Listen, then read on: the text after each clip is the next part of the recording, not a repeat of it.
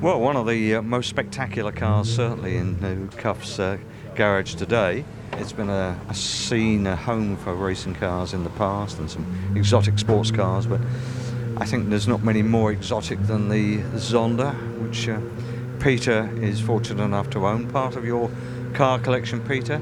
How long have you owned this? Probably 4 or 5 years. It's actually a Zonda PS, which was modified and built for me somewhat exclusively by Pagani in Italy, and it's very much a one-off, very much to my own specifications. So, it's special in its own right. They're very, very special, and I've been known to be pulled up by the police before now and just have a look at the car and wonder what it's all about, because the performance on it is second to none. Hence, you have to be somewhat careful when you're on the public highway.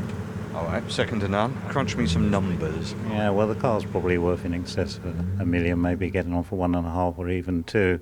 But in terms of performance, it's a genuine 200 mile an hour plus car anyway. So it's a force to be reckoned with.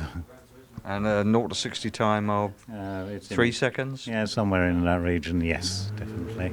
The thing about it is it's very exclusive. I'm fortunate enough to own many other supercars, Ferraris and Lamborghinis and what have you, and Porsches. But you see those on the road, but you won't see many Zondas.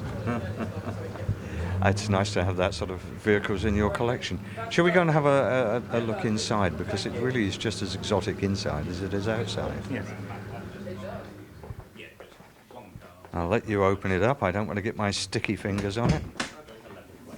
Yes, as you can see inside, it's rather special. It has a special plaque in the middle down there, which. Oh yes. Very nice. It's a one-off entirely for you. Yes, it is indeed. Yeah, no, it has had lots of modifications from the basic model carried out by Pagani, which again makes it very much a one-off. So I'll probably have to hang on to this one forever. It's extraordinarily complex to drive by the looks of it. You've got an awful lot of information.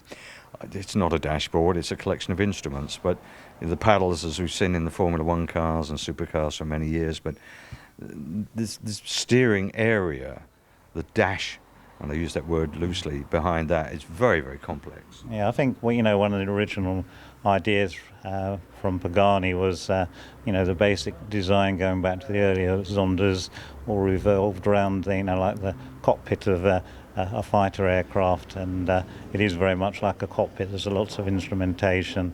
I wouldn't say it's pretty user friendly, to be honest, and if you drive it on the circuit, it's you get a great thrill out of it, to say the least. So you do get to play with it on track occasionally. I mean, this has to be the ultimate track warrior. Well, the problem is many of the circuits around here, including Goodwood, have noise restrictions, and unfortunately it is too noisy to drive there, and that applies to lots of other circuits, in the southeast, in fact, all over England. So very often you have to go to the continent to be able to drive it to, its maximum. It's absolutely beautiful looking, isn't it? Just drop dead gorgeous. Yeah, no, it is quite outstanding. It's one of the pleasures you get is not just walking around it, but cleaning them and polishing them, which completely switch off from from the rest of the outside world. You get totally engulfed in it. So that's what makes it nice and special to own, I guess. Yeah, not exactly your average Sunday morning cleaning session, though. No, you don't go to the supermarket shopping in it. And again, there's not an awful lot of room to put luggage in, so you have to travel very light. Clear its throat, just one. Yeah. I'll go on, yeah.